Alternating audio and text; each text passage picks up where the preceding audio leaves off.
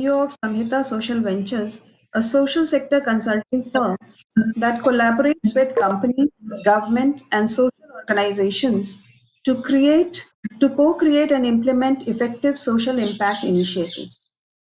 Previously, Priya co-founded the Spark Group, an education that delivered affordable education to low-income communities in India. She has worked with the International Finance Corporation, the Poverty Action Lab at the MIT, and at Arthur Andersen.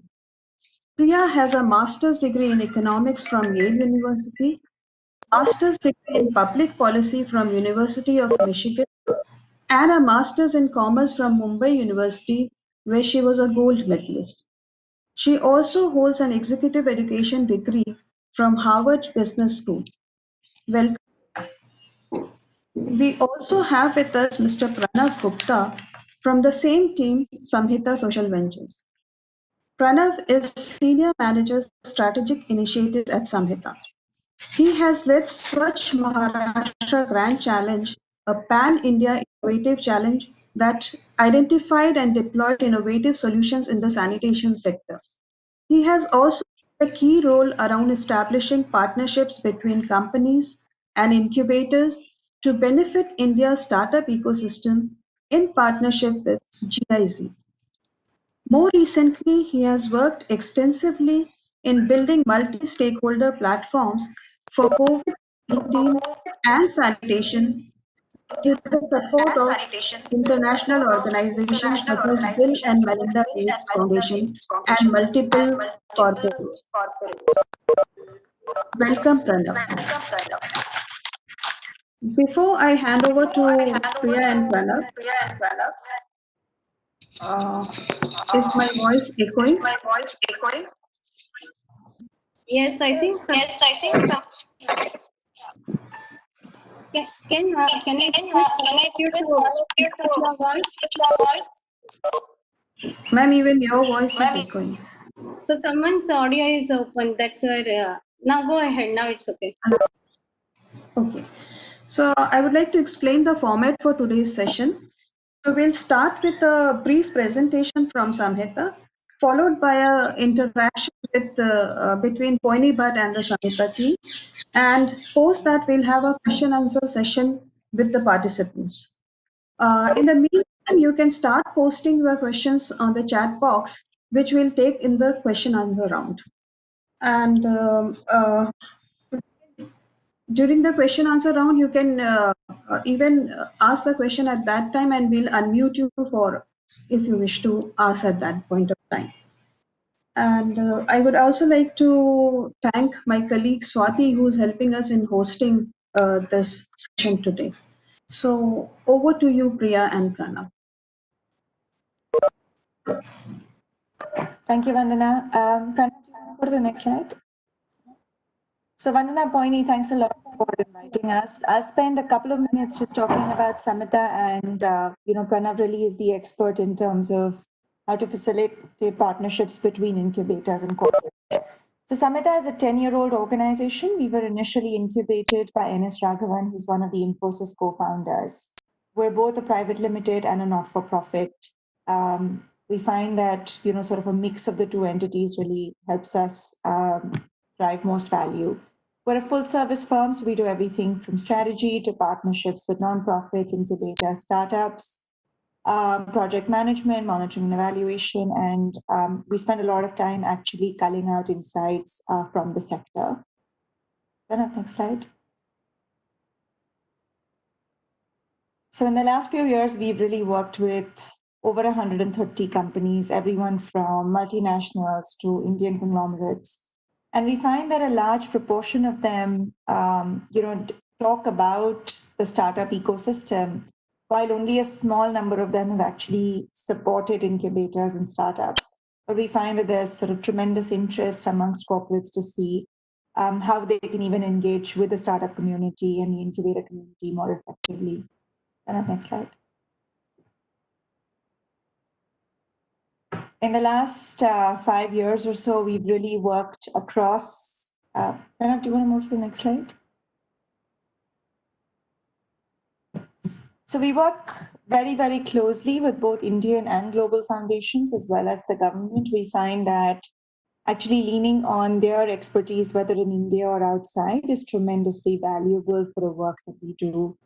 Pranav will talk a lot more about our partnership with GIZ, which focused a lot on ensuring that companies and incubators are able to partner with each other at scale and over a long period of time. But a bulk of the other organizations that we work with are also very interested in the startup ecosystem. Next. Yeah, so in the last 10 years, we've now facilitated about 500 crores of funding, actually more than that now, to about 250 social organizations. So that's a combination of for-profit, not-for-profit, startups, etc. We're fairly cause agnostic. We work across the SDG sort of issue spectrum. And for us, I think while we work primarily with companies, we're fairly agnostic as to who the execution partners are. Typically, we find that partnerships between startups and well-established NGOs tend to work very well because incubators and startups really bring in a lot of new ideas and innovation, and nonprofits give the ability to execute those at scale. And that relationship pans out very well because nonprofits really understand their communities extremely well. They have fairly robust trust-based relationships. And therefore, a partnership with them really allows startups to test out some of their ideas in environments where there's already a lot of, let's say, interest and ability to really adopt and adapt them. With that, I'm just going to turn over to Pranav. He spent a lot of time working on the GIZ projects and really facilitating these partnerships on both sides. Yeah, the last thing I just want to say is that as an organization, we have advisors on both sides, people who've spent decades in the corporate sector, as those that have now made the transition to the social sector. So really sort of the combination of insights and experiences as part of the government, the corporate sector and the social sector, Samaj Sarkar Bazaar, like, Rohini Nilekani kind of talks about it, is really what we do well. And we think that insights from across, all of these sectors is really what will make us sort of a more effective partner in helping solve India's problems. Pranav, over to you. Thank you, Priya. Thank you, Poini Ma'am, Vandana, for inviting us for the session today. I'll try to cover 2-3 main things through this presentation. One thing would be around what are the current trends in CSR? What are we seeing corporates sort of supporting? How are they moving towards supporting incubators, etc.? The second thing would be more about the partnerships that we've seen in this space through the examples of what we at Samhita have been able to facilitate. And the third thing would be the challenges in the ecosystem that still remain and how can we sort of mitigate them, right? What can incubators do to forge these partnerships, etc. To start out with, we all know that the recent boom of social enterprises and startups has actually happened over the last decade.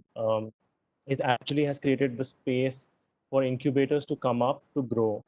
And today, India is already the third largest ecosystem of incubators in the world after US and China. So that's a lot of progress we've made. In fact, in the last 5 years, when we started working on the GIZ project in 2016, we had around 200 incubators in the country overall. And today already we see there are more than 520 plus incubators. It's more than doubled in the last 4 or 5 years. And the good news is that a lot of these incubators that we now see coming up are really in the tier 2 cities, the tier 2, tier 3 cities of the country. So a lot of innovation, a lot of frugal innovation is happening in these areas. And our incubators, our startups are actually, coming up from these regions. So that's the good news. We have incubators in more than 100 cities. And most of the incubators continue to be sector agnostic, more than 80%, while 7% of them are from the healthcare space. So there is a likelihood of us seeing an increase in that because of COVID, and so more incubators, more startups are bound to come in the healthcare space in the next 3 to 5 years. So that's the mapping of the sort of landscape. What kind of supports do incubators need? Really, from a financial standpoint, we've seen that grants for their overall incubation services to run the incubation programs itself, or they could be also broken down into smaller parts, right? It could be sponsoring a sponsorship for an event, for a demo day, for example. So stuff like that. And then, of course, seed funding for startups. That's really critical. So these are the two major sort of blocks in which we also sort of see corporates supporting from a financial perspective to incubators. On the other hand, non-financial support can be of various kinds.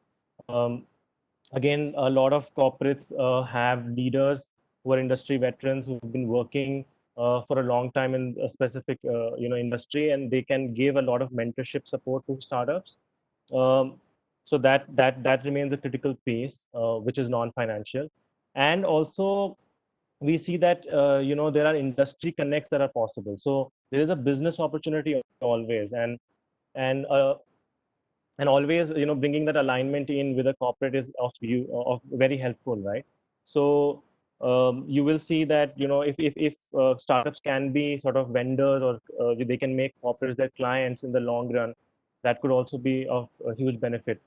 Those kind of opportunities can come up with partnerships with corporates. Other than that, I think legal support is required to startups, to provide that human resource support. So these are also other avenues of partnerships. So what we're seeing in terms of corporates, how are they supporting entrepreneurship and incubation? It still remains a very minuscule sort of percentage of the overall CSR spend. So in the last 2014-15 onwards, when the regulation came in, and then the law allowed incubators to be supported, we've just seen 0.2%, which is 54 crores.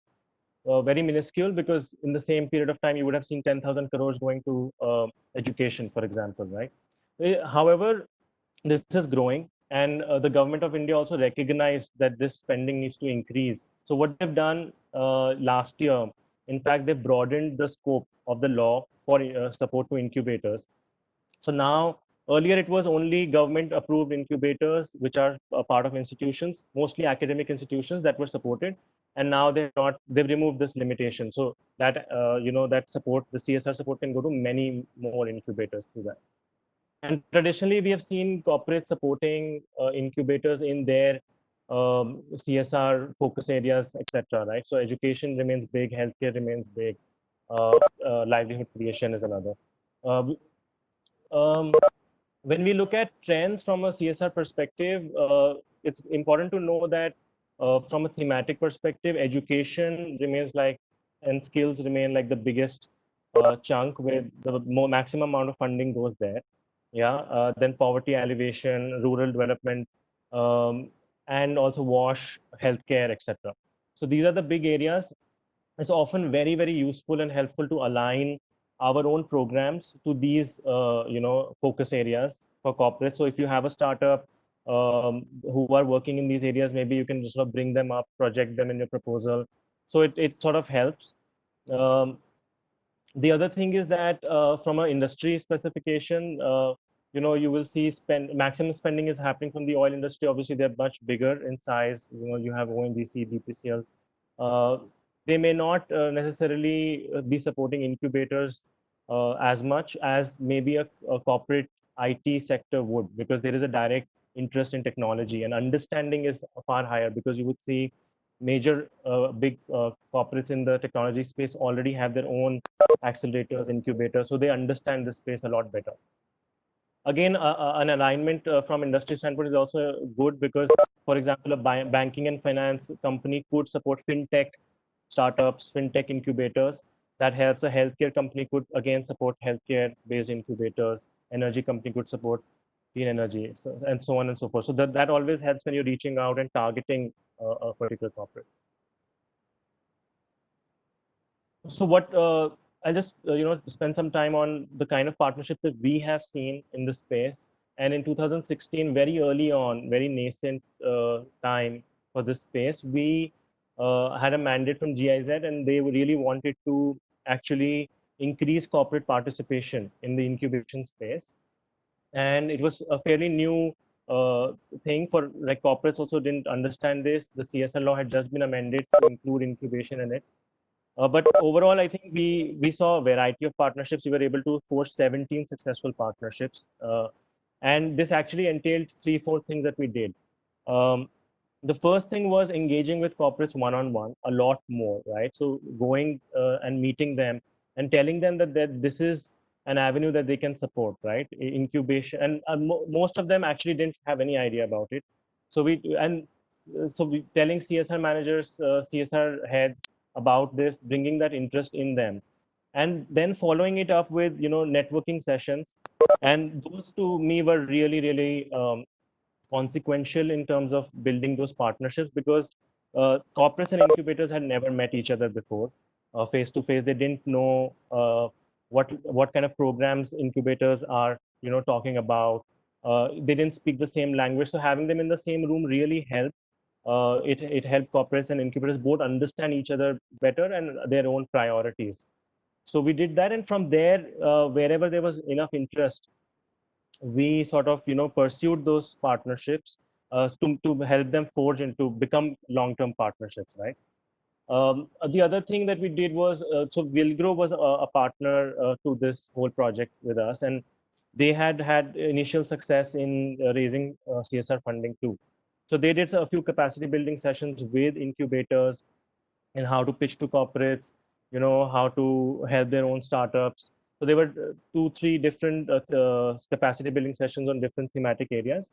And lastly, we also built one digital marketplace, because we realized that there was no way for corporates to discover incubators in one place, right? So that were the kind of partnerships that came up. They were, I'll touch upon 1 or 2 in more detail. But just to tell you that 2, 3, 4 of them were like financial in nature, but a lot of them, others were non-financial. For example, if you see Mindtree, they had a technology platform. They wanted to talk to a lot of the startups from a technology standpoint, helping them get the right kind of mentorship from their team, but also if they can sort of help them onboard onto their own technology platform, if that helps them. That was a good. Hello. Yeah, Pranav, we cannot see your presentation. Yeah, ma'am. I'll just share it again.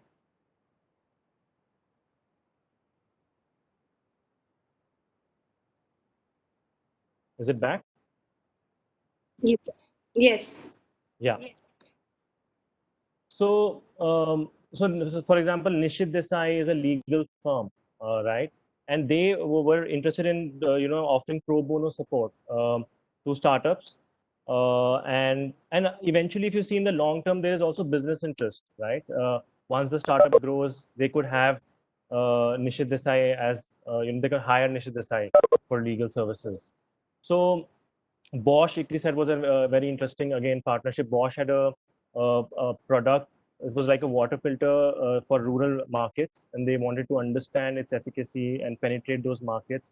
So they decided to tie up with ICRISAT that works in agriculture incubation, and test it out through FPOs and all of that. So very, very different. Each partnership was very different in its own way, but they were also mutually beneficial. So there's always something that you can also offer a corporate, and the corporate gets out.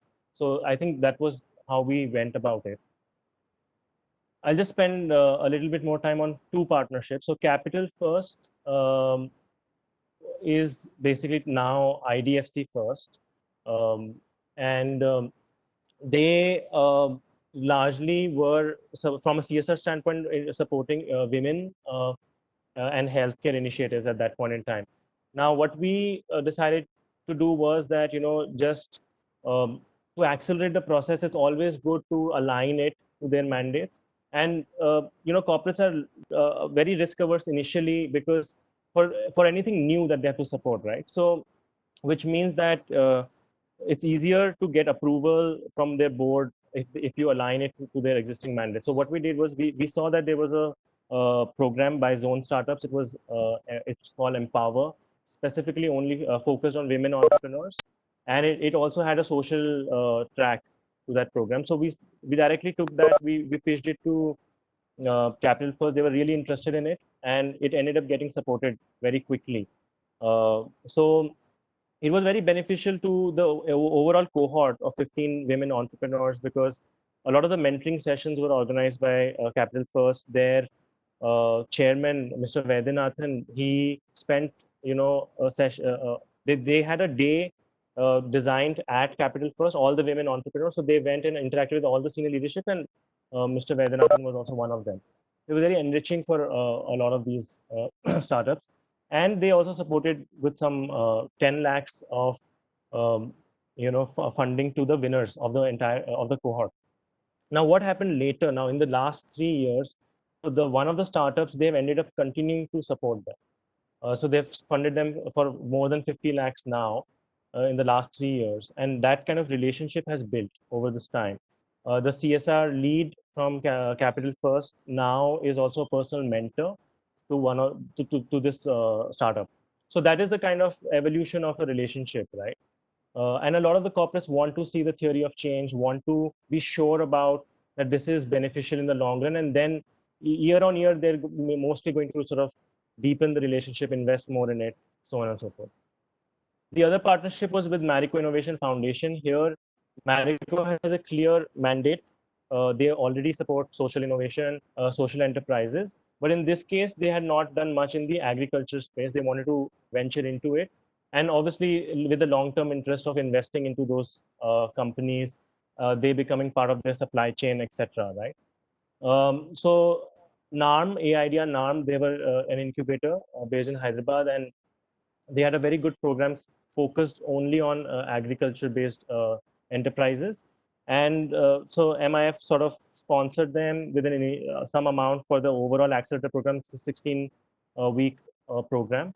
And eventually, with just 5 lakhs worth of support, which actually benefited AIDEA a lot to run that program, Marico also got a purview of the entire sort of what's going on in the agriculture sector space, what kind of innovations are coming. So very, very, beneficial for them in the long investment perspective also. So just the key attributes of these companies that we have seen. Obviously, a lot of focus on if they're technology companies, there's a high likelihood that they understand technology incubation a lot more. They're very advanced in their understanding of it. So good to focus on those kind of companies. They are if they're focused on innovation. So like Marico Innovation Foundation has a mandate on innovation. So some of the companies, if you go to their CSR policies, you will find that in their strategy, etc. That's very helpful. Some of these companies again have a high risk appetite. So sometimes smaller companies may have a higher risk appetite instead of the bigger, larger ones. Also, so that's also a good option to explore. And apart from this, if you see business alignment, then a lot of them might have products that they want to penetrate in the rural markets, and might want business delivery partners or vendors and they might seek that through a relationship with startups. So also, if they have supported similar initiatives in the past, that is also very, very helpful. So just when you're profiling corporates, just looking at these few things can help. Just very quickly, just the challenges that we faced. I think regulatory constraints remained a challenge because people didn't understand. There was a lot of ambiguity around social business term, but just talking to them helps. That it bridges the lack of awareness that's already there in the system. So how they can go and support incubators, that's important. Gestation period still remains quite long, so it's good to continue working with them for a long, like engaging with them over a long period of time. Conversion might happen a little later. And then obviously resources in incubators are slightly, it's good to invest in resources for donor management, business development more actively, because that's what is important needed. So just to open this up, before opening this up to question answers, and we'll take some questions from ma'am also. Just a few common mistakes that we have sort of observed that incubators end up making while forging partnerships. I think one is like not engaging with corporates long enough for a continued period of time, because honestly, even for us, there are clients who we had to engage with them for like 1 or 2 years. We recently converted a client. We worked with them for a long time, and now finally we have gotten a partnership, financial partnership with them. So it may take time, but it's good to keep at it. Um, Investing more resources in donor relationship management is always very, very beneficial. Aligning your proposals to brands, businesses is extremely important, because even though if it is CSR, a lot of the companies are eventually also very wanting to align it to the larger vision from a business brand perspective. So that it always helps. Showcasing measurable impact in the short term, extremely important. And a lot of incubators don't do that. So we think that even if it means to just talk about a particular startup journey, how will they grow, what will be the impact out of that incubation support, will be very helpful. And also sort of detailing these aspects out in the proposal. Sometimes if you have a larger proposal, also customizing it, breaking it into shorter time periods, or you could have like a uh, pilot phase, and then you could formalize a larger agreement with corporates subsequently if that shows result. Those kind of things help. And not only looking for financial support as the end goal, because often we're just thinking about that, and if we don't get it, then we don't pursue it. But there's a lot of merit in building long relationships, and starting with even if it is in kind non-financial support, because it at least deepens the relationship, and eventually it can become a financial support in over a year or so. So this is just broadly what we had from the learnings that we had in our project. I hope it helps all of you, and happy to sort of take more questions and discuss in more detail on some of these aspects. So, thank you very much, Pranav. This is really insightful. So, we have been engaging with several corporates on CSR front, but honestly, we never look at as a strategy to reach out. Like things, like we kept talking to certain corporates, and then they seem to be interested, and then they invested in us. That's how the things had worked. But we never had any strategic approach here out there. So this is also a good learning for me as well, like personally. You have listed down some kind of challenges, as well as you have listed down how do we go about uh, uh, engaging with them. So you have said that long term is important, alignment of the goals are important here. Yeah, but also, we are more than 200, 300 incubators in the country, and handful of them are a bit older, so they have a larger visibility. But most incubators in the country are pretty much relatively new. So how do they, when they look at the strategic aspects and goal alignment aspect, there is also a legal requirement that corporate cannot benefit out of their CSR engagement, right? So and then it becomes a very balancing act that one has to basically get into. So how do they create their corporate CSR? How do they structure their corporate CSR? And at the same time, how do we invite their attention? Especially, I'm talking on behalf of relatively younger incubators here, which are just beginning, but they have a larger need of the funding because they are early stage and they have to establish. So how do incubators their attention here? So I'll just talk something from my experience. Priya, if you want to add to this. So I think It's definitely harder. It's definitely, there's some background noise. Yeah. Yes. Sahila, can you mute your? Okay, go ahead. So you're right, it's definitely much harder for younger incubators. It's also the same if you think about from the in the NGO space, right? The more established NGOs are likely to get more funds. That's just the nature of the problem. But what we need to do a lot more is therefore talk a lot more to these corporates, invite them to a lot of these forums, right? Where there are younger incubators and the kind of problems that they are helping startups solve, their startups are solving, right? I think that will definitely help.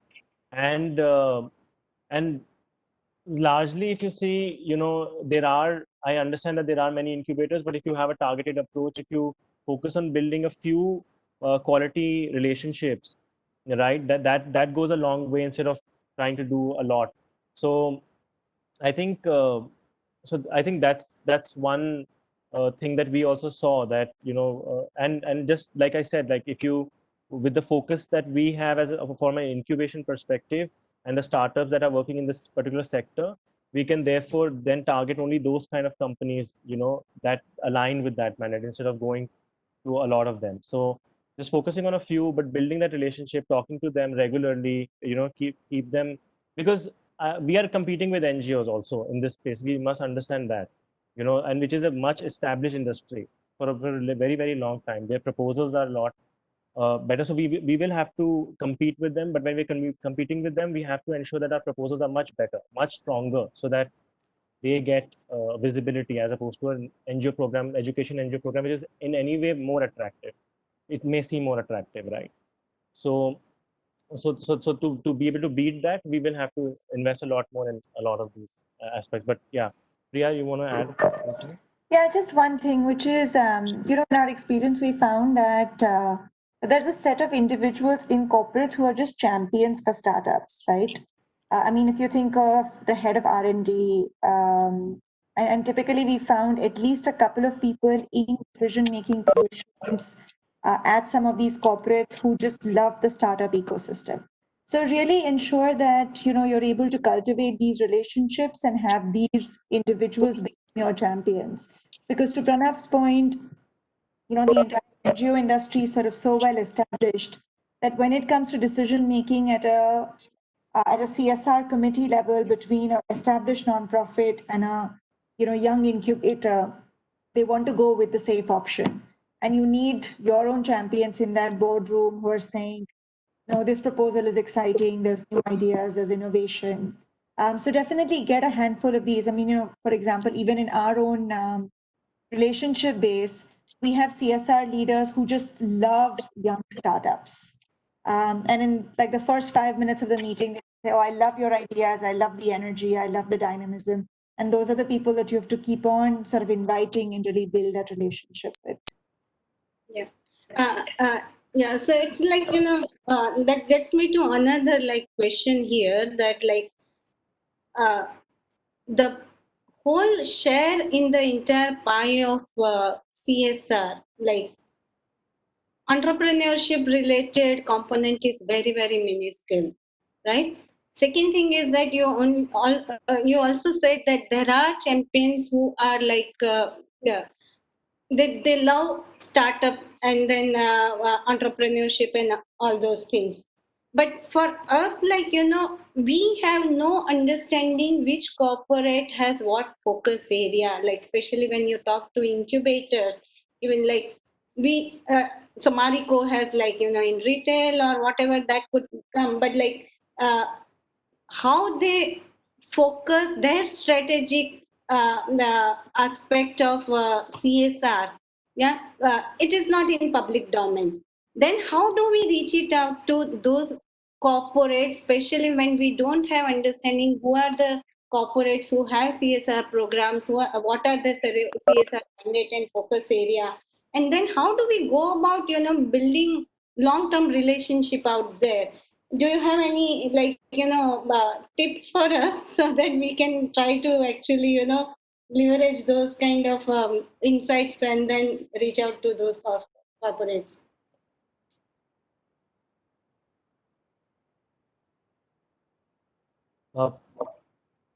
So I think there's no easy answer. I think it's just a lot of research.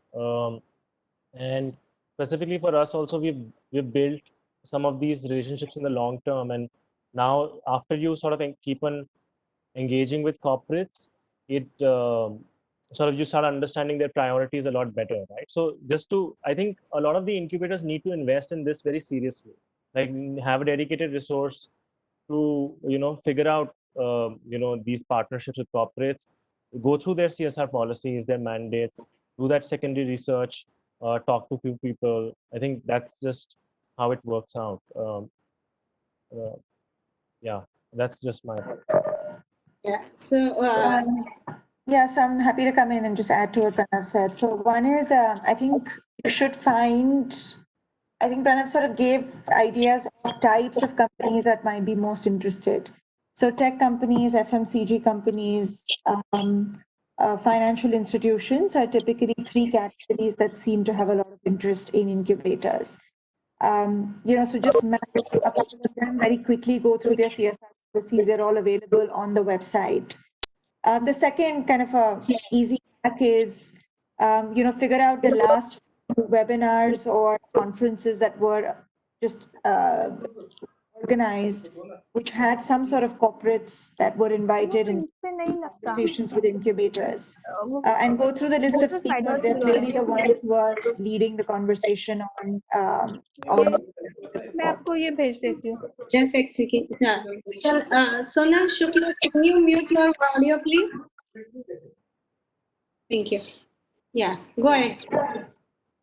Yeah, and I was just saying that, an easy thing to do is to just go to the last few conferences, see which are invited, who championed incubators, and those are really going to be the most active champions. Yeah, thank you.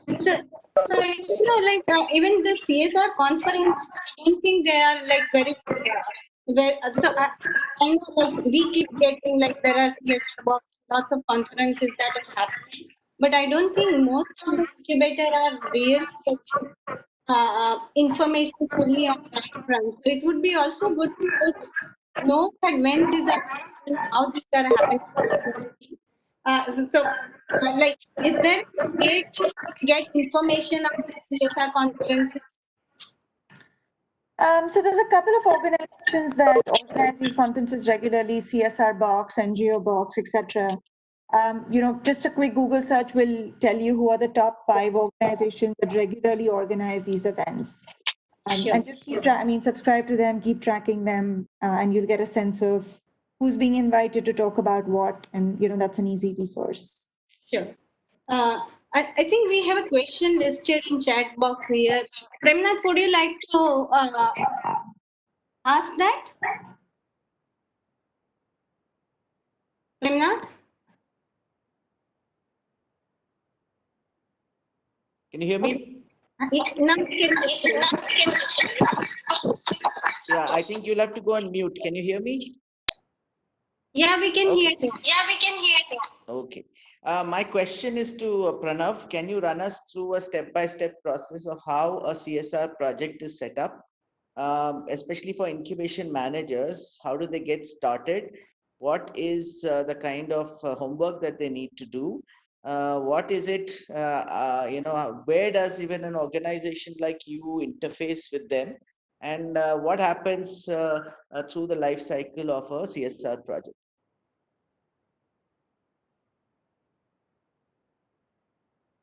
Thanks for the question. So very clearly, every organization has a detailed CSR policy or mandate or focus areas where they will invest in, right? So it could be from both focus areas, geography specifications also. If they're like manufacturing companies, they will have to work around their own factories, areas, etc. So it starts from there basically, right? So like I said, aligning a lot of your projects or initiatives to these areas, focus areas directly will be of benefit. It will help get the approvals done much more easily. Now, the process is basically we sort of go and pitch, understand the priorities of those companies first, and then create a proposal, talk to them, and co-create a proposal as much as possible. So, while you're working with them, you're understanding that this will work out with for them or not, right? So that it's more aligned. Otherwise, there's a chance that your proposal might be very different from what they are looking to support, right? So even your existing programs can be customized a lot to their interests. So the ability to do that is very, very critical for any sort of NGO, or incubator, social enterprise, etc. Right? So we do that a lot. We help a lot of the sort of NGOs, incubators, etc. also to customize their programs according to the corporate needs, because that's the critical area, right? Then obviously, once you send in the proposal, they will have multiple reviews and internal processes of approval. So ultimately, it goes to the CSR board, CSR committee, etc. So until then, basically, you just have to talk to the CSR head and keep on engaging with them and ensuring that whatever you've sent is something that really is what they're interested in supporting, and they have become your internal champions in front of the community, in front of the board. And if that can happen, then it's easier to crack that deal. Um, with regards to the overall step by step, like this is the way we would go ahead with to forge a partnership. But CSR lifecycle sort of typically would involve you to sort of once you have established the project, then again the monitoring impact frameworks need to be decided beforehand, right? The KPIs that your project will track, those are very important, and CSR leads, CSR managers are extremely focused on that, like the sustainability, the exit strategy. All of those things need to be designed, in the beginning itself. So those are the main things. And then obviously, how are you monitoring the program while the program is going on, right? They want monthly reports or stuff like that. So how are you showing them that progress? That's very critical, because that will make them come back and invest in it. If it's successful, then they can talk about it as a success story, as an impact story. So Can you, largely that's. but can you comment on how it gets started? In the sense, when an incubation manager wants to raise money, he will have a few ideas maybe, but he doesn't have any view of what corporates want, right? So how does that happen? In the sense, where do they get started, and how does the whole proposal writing activity begin? So I think it's important to just reach out to them. Like for what we did a lot of outreach through this program, right? And we met at least 80 to 100 corporates across Delhi, Mumbai, Bangalore in 2016-17 for this program.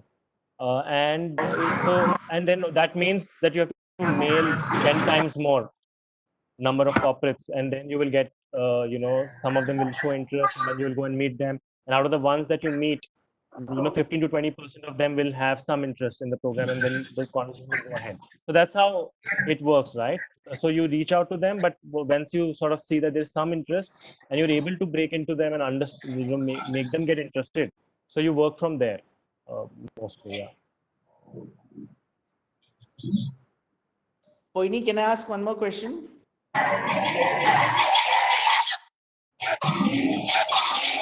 Hello? Sorry, Pranav, can you hear me? Sure. Yeah. Please go ahead. No, I just wanted you to also comment on the fact that most corporates are very happy with short-term impact-focused activities. So if there is a startup which already has a ready product in the market and they have to spread it out to 100 more people, something like that is okay with them.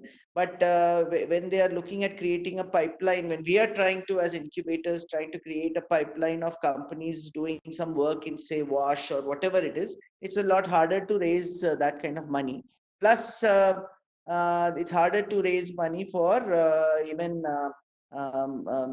programs which are more manpower intensive and not necessarily only delivering focused impact to beneficiaries.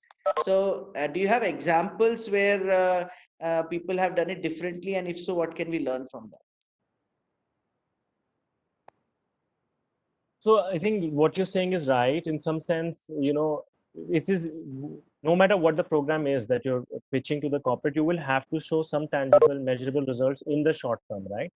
and eventually the decision making is also like that. They will continue to invest in you if they see that benefiting. But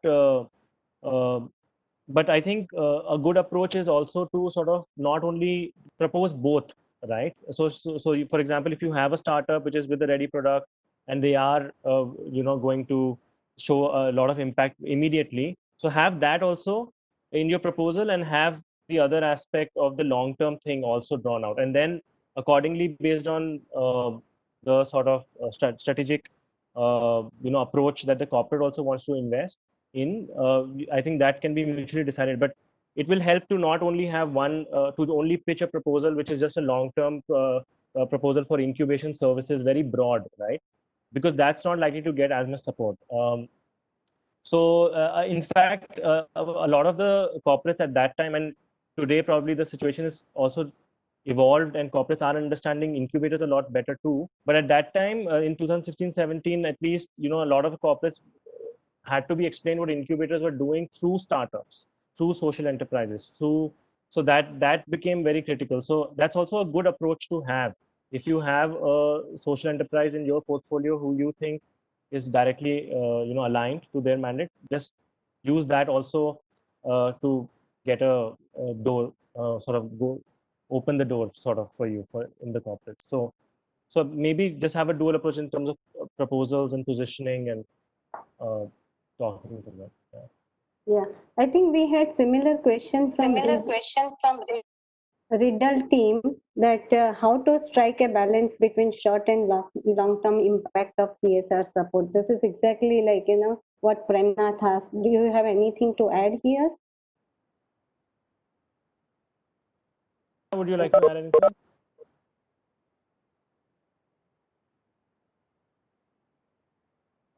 I mean, I just want to say one thing, that I know that the perception is that companies want short-term projects, but that's not true. In the last 5 years, corporates that we've worked with have, remained committed to the organizations that they supported and in some sense grew with them. So I think it's sort of important to balance out. I think it's important to show that there are some sort of short-term outputs or outcomes that are measurable, tangible from a corporate perspective, because they also need to feel a sense of confidence in your work. They have to go back and report it to their board and their stakeholders. So some sort of visible metrics of success that can be achieved very quickly are good to have. But then, continue to engage the company, get their buy-in into your long-term vision, and I think they will stay committed. Also, I think it's really important to, particularly for early stage startups, of course, there will be challenges, right? All kinds of stuff will happen. Funding will fall through, co-founders will quit, everything a lot of stuff will go wrong. And at that point in time, I think it's really important to be completely honest about your challenges with the CSR manager or whoever you're talking to, and in some sense enlist them as advisors and supporters for your work. So if you lose somebody critical on your team, then go to the CSR manager and say, hey, do you think that within your network, can you help me find somebody like that? Or I'm facing this challenge, and I'll keep you posted on how it's evolving. So really build a relationship of honesty, because what you want is not for them to come in and judge your success or failure, but you want them to be partners in your success, right, going forward.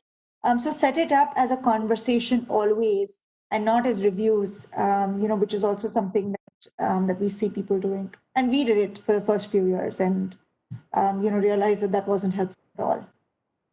Yeah. Thank you, Priya. I think Shri also had certain questions. Shri from Venture Studio. No, you're. Oh, Can you sorry. hear me? Yeah. Okay, thanks, Boini. Yeah, thanks, Priya and Pranav, for all the inputs. But as we see it right now, when you look at it from the incubator side, it's still a little bit like a shot in the dark, right? It's this whole CSR is a little bit like a black hole. So it could be useful actually if there is like a CSR database, right?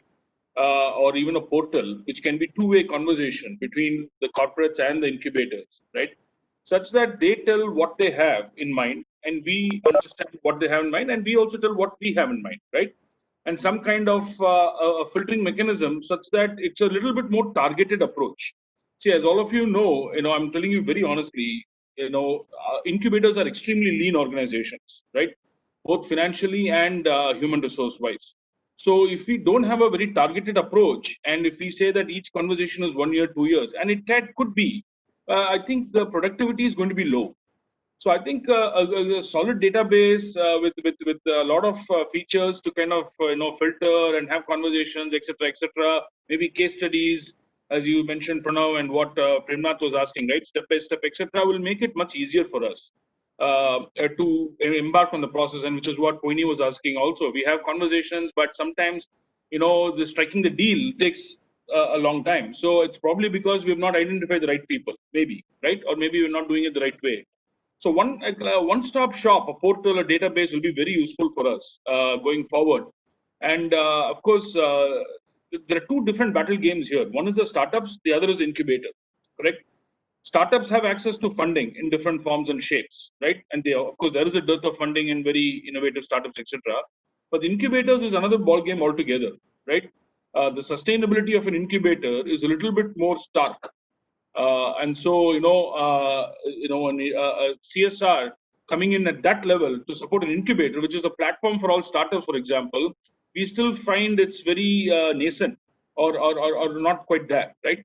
Of course, we have some partnerships which you mentioned. So, how can we make it a little bit more targeted, a little bit more, kind of a precision-oriented approach, as opposed to just kind of shooting all your darts and hoping that one will stick?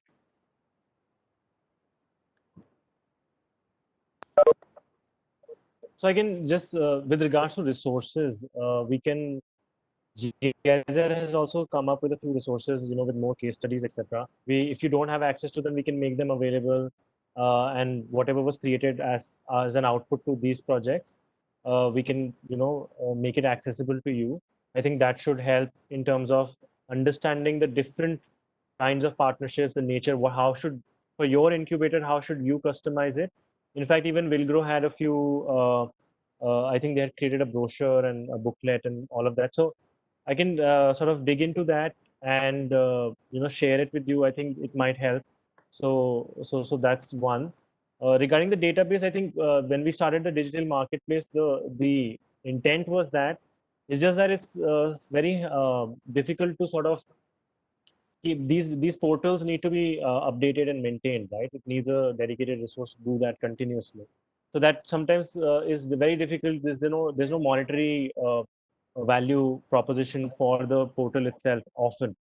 So unless that's done, we can also check there are a few for startups, I know for sure, but maybe with incubators, and we can check if there is anything new that's come in the sector, and also I can share that if that's helpful from a CSR resource standpoint. Thank you.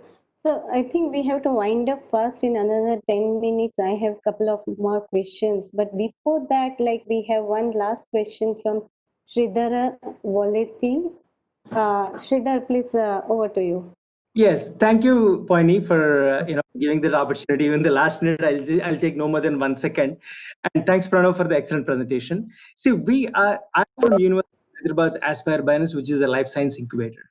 So, as part of CSR activities, how do we go about attracting funds for our life sciences incubatees? And what is your experience in that? And can you give some light? Who should we approach for? Yeah, go ahead.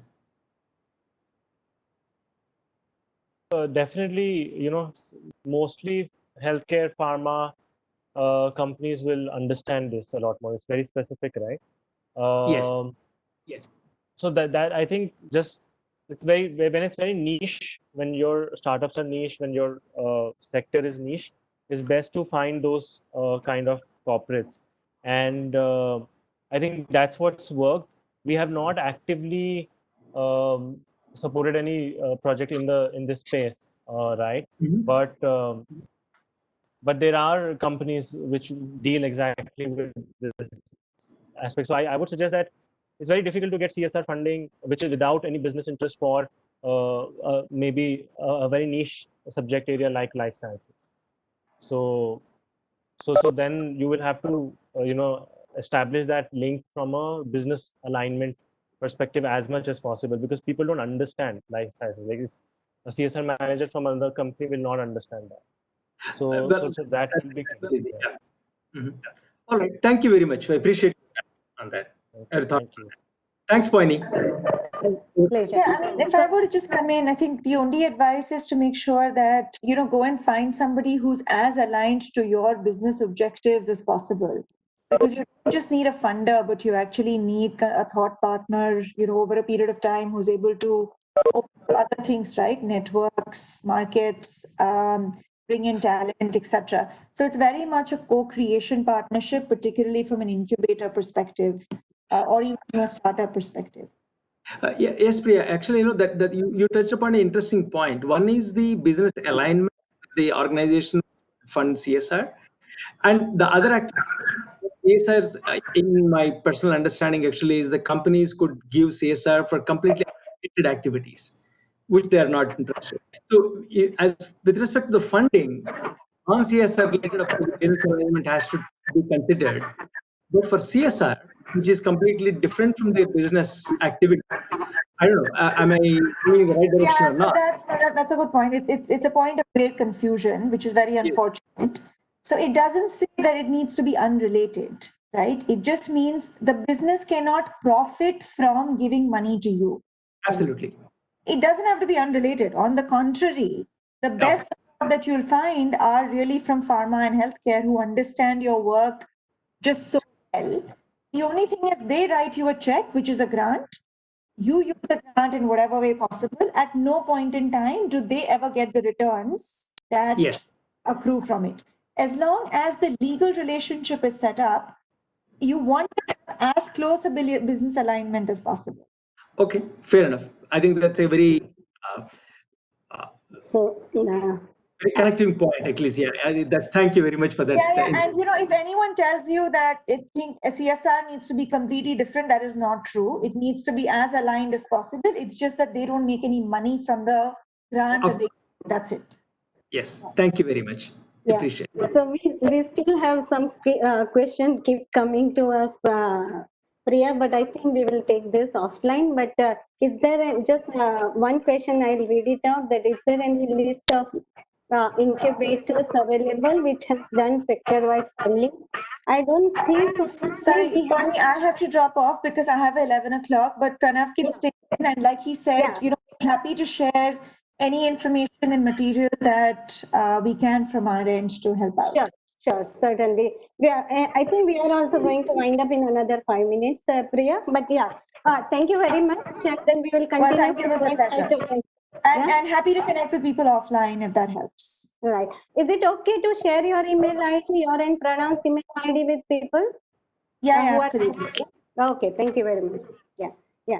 So the one is that I think there is a question which is like, is there any sector-wise funding list available? I don't think it is there, but maybe Pranav can answer it more precisely. And then I also have one more question, Pranav, that what kind of, so if we are talking about short-term goal and long-term goal. Now, the way we have maps at SINE level, SINE, though we don't exactly have a very focused approach on CSR as a vertical, we do have our internal strategy, and I'm happy to share with this group here. So we have created 3 buckets of this particular CSR activity. First bucket is infrastructure, and that is clearly a long-term goal.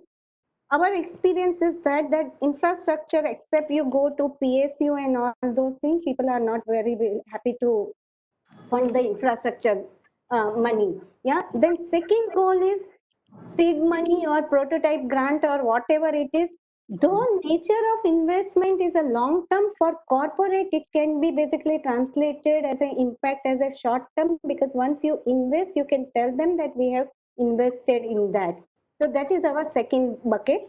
And third bucket is more like an ecosystem activity where capacity building is there, branded lecture series is there, event is there, workshop is there.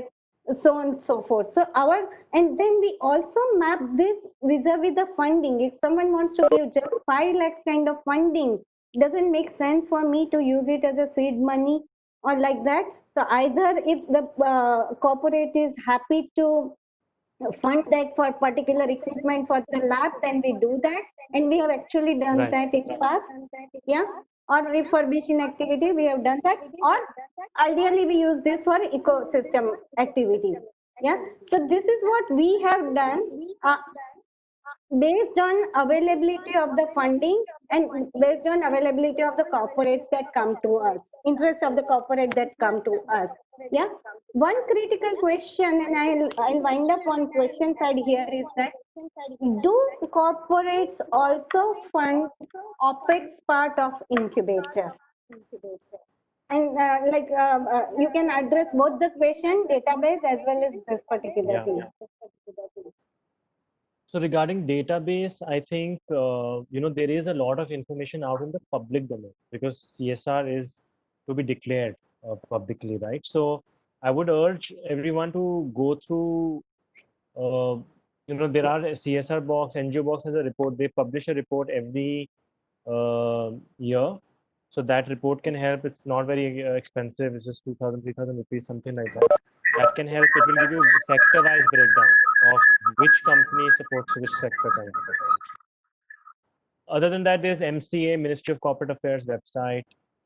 There is a lot of information even there. So, a lot of the understanding of what corporates are supporting, which kind of sectors and initiatives, that is possible to be gotten because it's in the public domain. And there are organizations that are just releasing these reports and publishing them. So definitely just do that. That's very helpful. The second thing with regards to how you've structured, I think it's very well done. It is true that infrastructure will unfortunately not get as much support. Again, it's again it's the same pie and we are competing with other priorities, right? CSR money is limited for a particular corporate.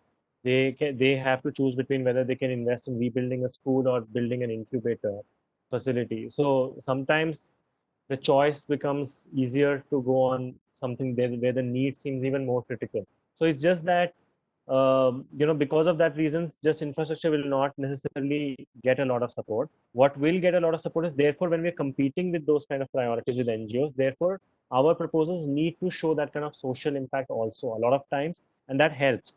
So that either it's a good business alignment with not necessarily getting returns from it, but a good alignment for them to understand the space that works. Or the second is if it's a good social alignment, right? So that can help with. But I think that's why infrastructure doesn't get that much support. But startups, if they are specifically driving social change or something like that, then definitely bring it up and position it like that and show that impact in that way. Ecosystem building activities can therefore then go hand in hand with that. And my view is that the proposals, if they can have different components and not only propose one infrastructure or just one ecosystem building thing, but try to propose smaller components of different things and then see what works best. You give them the opportunity to understand more and then select something out of that can help. Or even when you're making the presentations or you're talking to the corporates and co-creating the program with them, that can help. But yeah, capacity building can go hand in hand once they understand your program, the kind of startups you support, they are aligned to it, their vision meets that. And then you can say that, okay, because we want to support these startups, we also need to do capacity building. We also need to do these few events. And for that, we need money. And again, corporates are interested in also branding and visibility a lot. So that aspect should never go out of the proposal. So with an event kind of stuff, corporates still have that opportunity, right? With infrastructure, they may not have that opportunity, but with an event, they will say that, okay, their logo will go up and they may get press coverage and stuff like that. So there is definitely potential interest from that perspective. Thank you very much. Actually, infrastructure also could have visibility, because if we take equipment out of CSR, we actually acknowledge on the equipment. So when users are there or visitors are there, we acknowledge Right. that. Yeah, so that is there. So visibility, I think most of us can give. Pranav had asked one more question. We have an incubator association called ISBA. and Samhita also has a not-for-profit organization. Whether this a not-profit arm of Samhita will be willing to set up a portal regarding CSR with ISBA, do you think that is a possibility of? So, I mean, very happy to explore that conversation, I think, separately. We can take that. If you can send us an email, we can discuss it internally. Uh, and again, like I said, it will depend upon the resources. Uh, when GIZ came, it was very helpful for us because they brought in a lot of the funding to be able to do something like this, because then we were able to help incubators. We don't want to charge incubators as much as possible, right? So it worked out better for us in that way.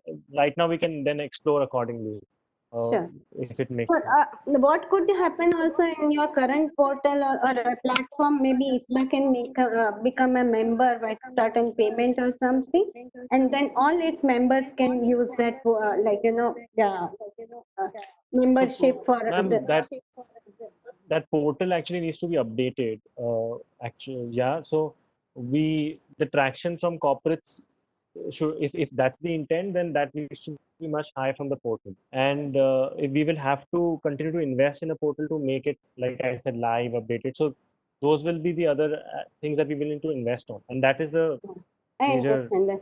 So anyway, what we could do is that we can connect you to ISBA president and let us explore the possibility of working together. Yeah, At least at a definitely. That can promotional be. level or awareness level, because We can most of definitely. us are still struggling. How do we structure our CSR and how do we map it to the corporate strategy? So thank you very much. I think I have not missed out any other question, but if so, please ping personally to me, and I will also share Pranav as well as Priya's email ID. Yeah. And Dr. Badalkar, we will share this offline. Like on the group, we will put it. One will put the mail ID. Yeah. So thank you very much. Really appreciate your time here, and wish you a very good week towards the end, and happy weekend, Pranav. Yeah. And I Thank hope the you. Thank you members so here much. also found this session useful. We were expecting 10 or 12 incubators. We are already 25 incubators, more than 25 incubators here. Thank you very much, Pranav. No, it's good to see that. Thank you so much for inviting us, and I hope everybody gained something from this session. Happy to help offline if needed, and stay safe in these times. Thank you. Sure. Thank you. Thank you. Yeah, thanks.